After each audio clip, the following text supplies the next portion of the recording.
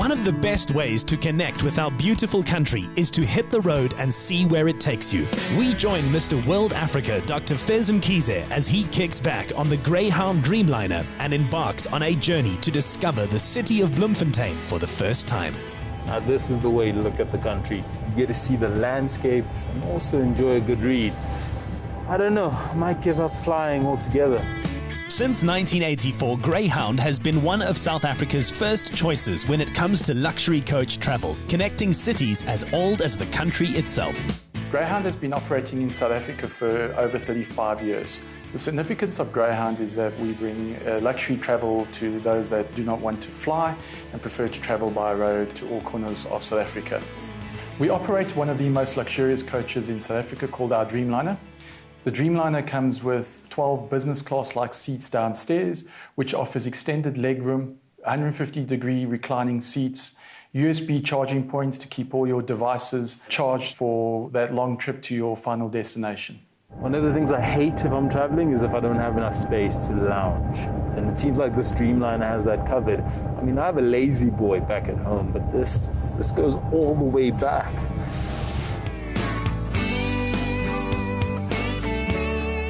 Due to the recent COVID-19 pandemic, we have implemented protocols to ensure the safety of our passengers. All coaches are cleaned and sanitized prior to leaving the depot. We encourage all passengers to ensure they wear masks during their journey, and all our staff, including drivers, have masks during the journey.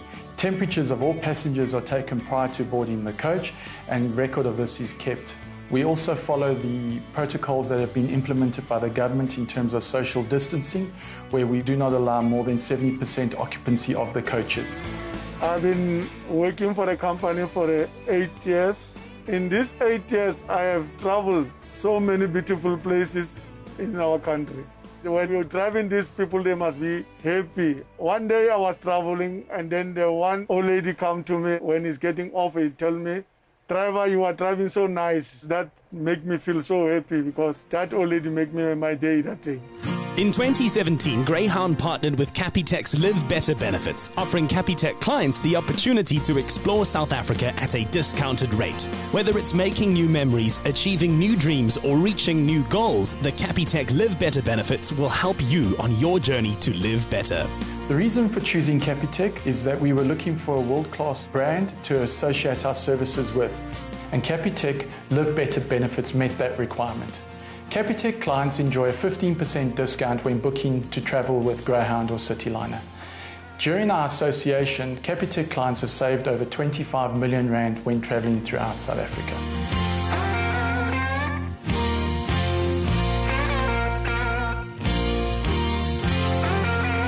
Well, I finally touched down in Bloemfontein, one of our country's capitals. It's rich, it's full of history. I can't wait to see what it has in store for me. Let's go, guys. Our first site is Naval Hill. Dominating the Bloemfontein skyline, this famous landmark sits inside the Franklin Nature Reserve, the only one of its kind inside a big city anywhere in the world. It's also home to the impressive Naval Hill Planetarium. The attractions we have here in Naval Hill is quite unique. We are the only place in South Africa to have a game reserve within the city confines. So it's absolutely ideal for people to come out, see the animals here on Naval Hill. We also have a fantastic statue of Nelson Mandela. And the reason why we have this statue here of Mandela is that the African National Congress was founded here in Bloemfontein in 1912. Fez took a moment to appreciate the statue honoring the late father of our nation. Most people come to take a picture with Madiba with the power fist stance, but I thought I want to touch the hand of a legend. Now, this used to be the biggest statue of Madiba until Gauteng went and built another statue, but I still think it wins out on the views. Bloemfontein just keeps giving. Some of the attractions which we have here within the city of Bloemfontein is, if you take, for example, the Bram Fischer building. Bram Fischer was a very important man during the early 1960s, 1970s. He was a defense lawyer in the Rivonia trial there of Nelson Mandela and the co-accused. Bram Fischer was a Free Stater, born here in Bloemfontein and educated here in Bloemfontein. So we have our municipal building named in honor of Bram, as well as our airport. We are also proud to have the Wesleyan Church. This was the church in which the African National Congress had their first meetings in the former township of Vryhoek. The township itself is now gone, but the church, which is a Wesleyan church, is still there till this day. Bloem is also home to ElevenHayes Art Museum, which celebrates the heritage of South African art. They are also interested in uplifting the community by creating a sense of pride and ownership. ElevenHayes Art Museum was built in 1941 and was specifically built for the General Governor and his wife for them to live here when they stay over in Bloemfontein. And only in the 1980s, prolonged art-loving citizens in the city decided that this building should be converted into an art museum and was officially opened in 1989. So this year we are celebrating 35 years of being an art museum. We strive and taking pride in the fact that we only collect art by South African artists, and we have about 1,400 works in our permanent collection. Currently on display, we have an exhibition specifically for Heritage Month. For this exhibition, we have works from our oldest donations and acquisitions, where you will see works of Thomas Baines and views of Bloemfontein from 1850, and then also our newest acquisition, the beautiful sculpture of Noria Mabaso. Upstairs, you will see a different variety of artworks from our permanent collection where we touch on different themes such as gender-based violence, where we look at different works of Leora Faber and Nandipam Tambu, who both work with aspects of dress and stereotypes and what's happening underneath the skin. A fantastic aspect of our museum is that you can also explore art outside, where we have a beautiful sculpture park and our African carousel. There's 16 artworks that are in here, and it was commissioned in 1994. It was built in 3 years. And guys, this is actually fully functional. So you know I gotta try it out.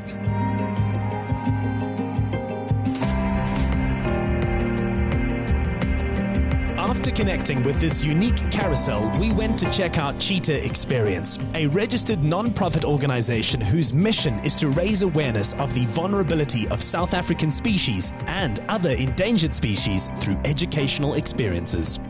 Cheetah Experience was founded in 2006 by Rihanna van Nieuwenhuizen with the wish to help the cheetahs' numbers because there's less than 7,000 left in the wild. So she wants to get their numbers up. Their genetic diversity is really bad. So with breeding in captivity and then releasing, it means that we introduce new bloodlines into the wild, which gives them more genetic diversity. So here, these are our first cheetahs that you will see from our yard. This is Ronnie, Jeremiah, and Faith. Ronnie and Jeremiah, they grew up with Faith, so now they are best friends. That's why they are in the same enclosure. So they kind of look at Faith as their mom too.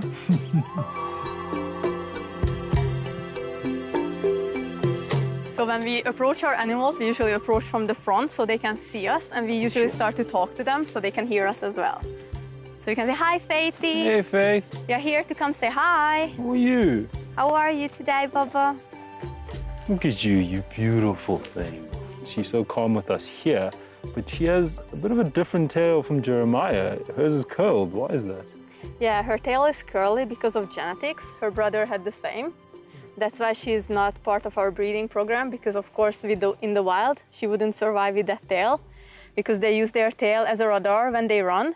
So when they run full speed, they can turn 90 degrees just by using their tail. I mean, it's kind of surreal how close we can get to her. I mean, she clearly is very comfortable with us, and I can see that she's not going to be attacking us at all. But is this something quite common with cheetahs, especially in this enclosure? Do they warm up to you guys? Yeah, they are very comfortable with people. They are used to us, but also every cheetah has different personalities. Faith loves people. She loves attention. She's our biggest attention seeker, and everyone is in love with her, but I'm sure you can understand why.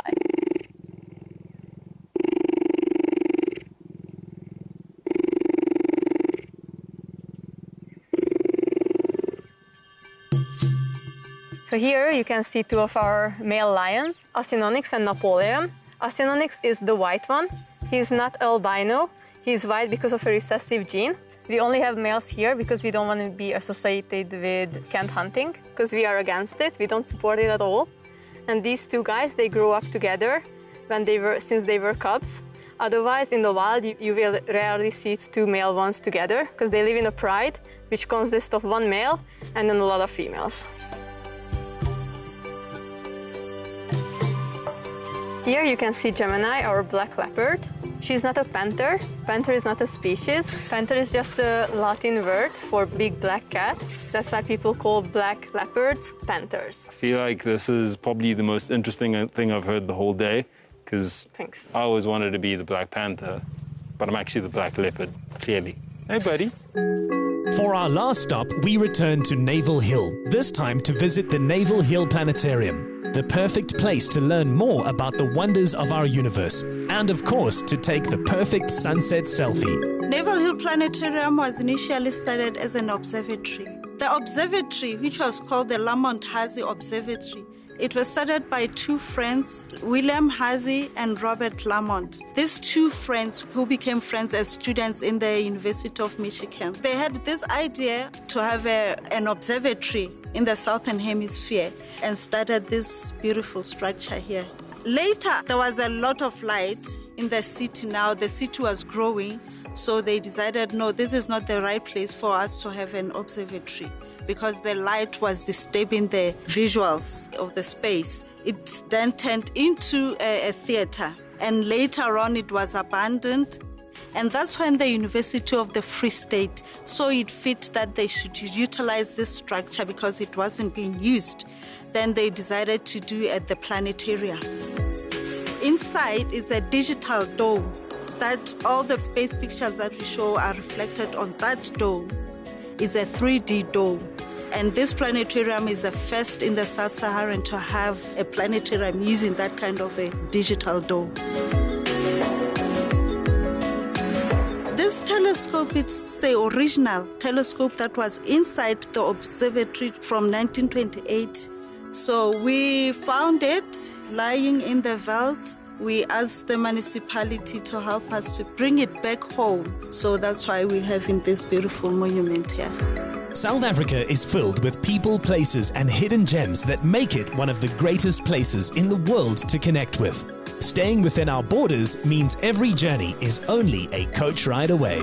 My first time in Bloem, and what an incredible experience. Explore South Africa in luxury. Get 20% off your Greyhound or Cityliner tickets when you travel in the month of October and pay with your Capitec card.